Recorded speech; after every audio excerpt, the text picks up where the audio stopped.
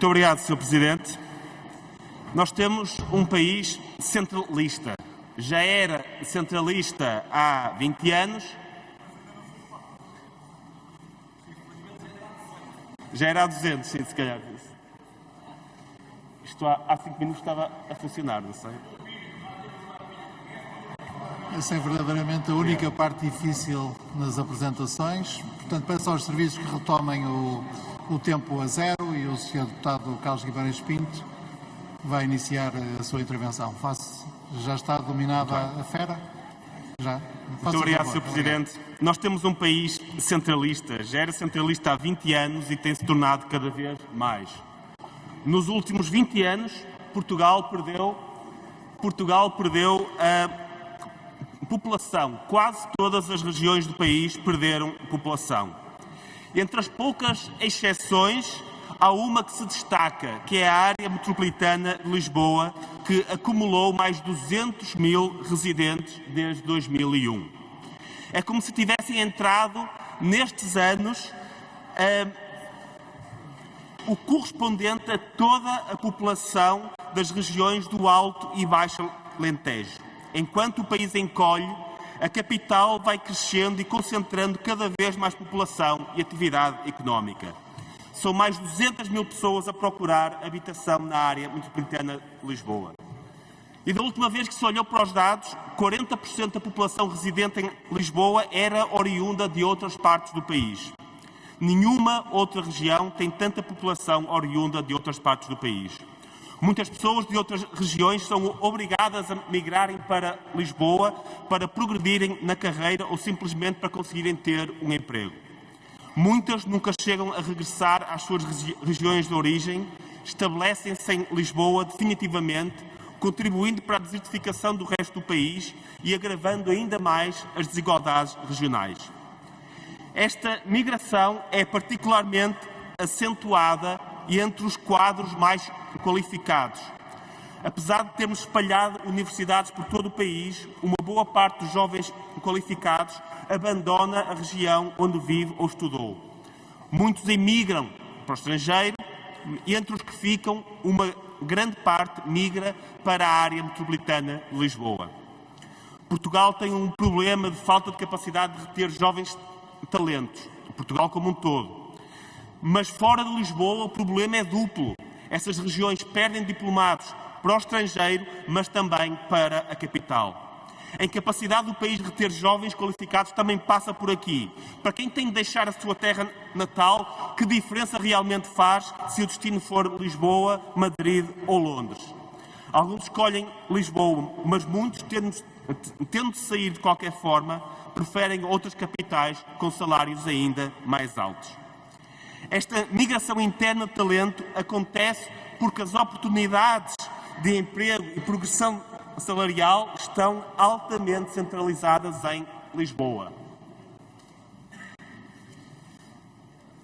As diferenças de rendimento entre Lisboa e o resto do país são muito acentuadas. Existem diferenças entre litoral e interior, isso é verdade, mas ao contrário do que se pensa, a grande diferença de oportunidades no país não está entre litoral e interior. Está entre a área metropolitana de Lisboa e o resto do país, com o Porto, alguns numa situação intermédia. Neste gráfico, podemos ver a diferença de rendimento médio entre Lisboa e as restantes capitais de distrito.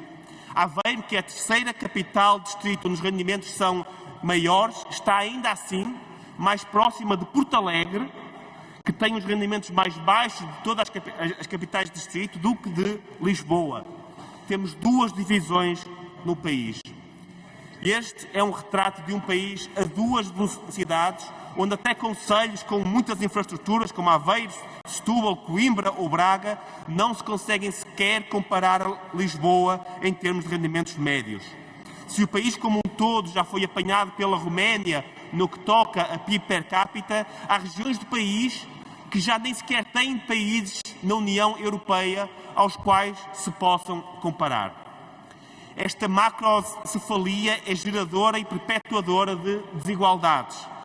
Termos uma elite política, empresarial e mediática dentro da mesma bolha social, dentro da mesma geografia, é uma forma de prolongar as desigualdades na nascença. e se torna muito complicado a quem nasce fora dessa bolha ter as mesmas oportunidades. O centralismo é também um entrave à mobilidade social. Esta desigualdade é promovida por escolhas políticas sobre o funcionamento do Estado. De acordo com a estatística normalmente usada para medir o nível de centralismo do Estado, que é a despesa do Estado Central no total das administrações públicas, Portugal é um dos países mais centralistas da União Europeia. Quase 90% da despesa pública, da despesa do Estado, é feita pela administração central. Isto compara muito mal com os países nórdicos e com a Alemanha, por exemplo, onde é cerca de metade. Grande parte das compras da administração central, por sua vez, são feitas por organismos sediados em Lisboa, que, por sua vez, compram a fornecedores, também eles sediados em Lisboa.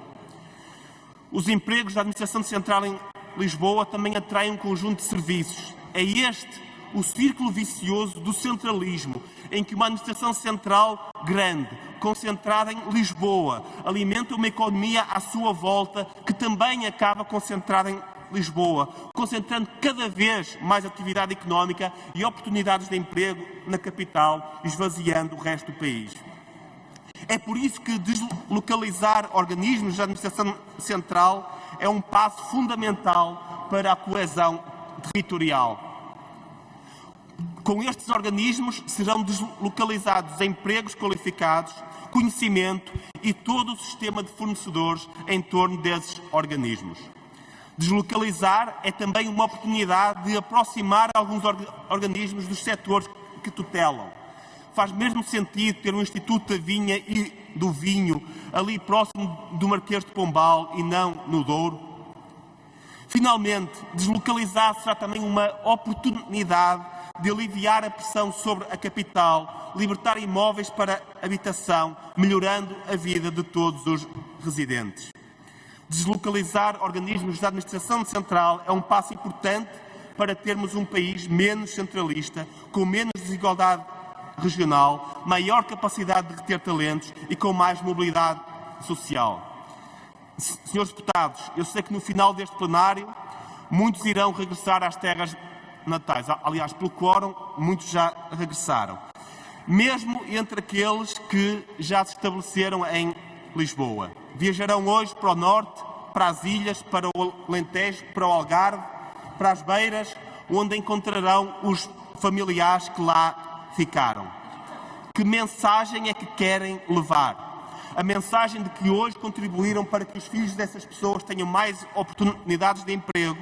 Ou a mensagem de que fecharam os olhos e contribuíram para que Portugal se mantenha um país cada vez mais centralista, onde continuarão a faltar oportunidades para quem tem o azar de nascer fora da capital? Muito obrigado.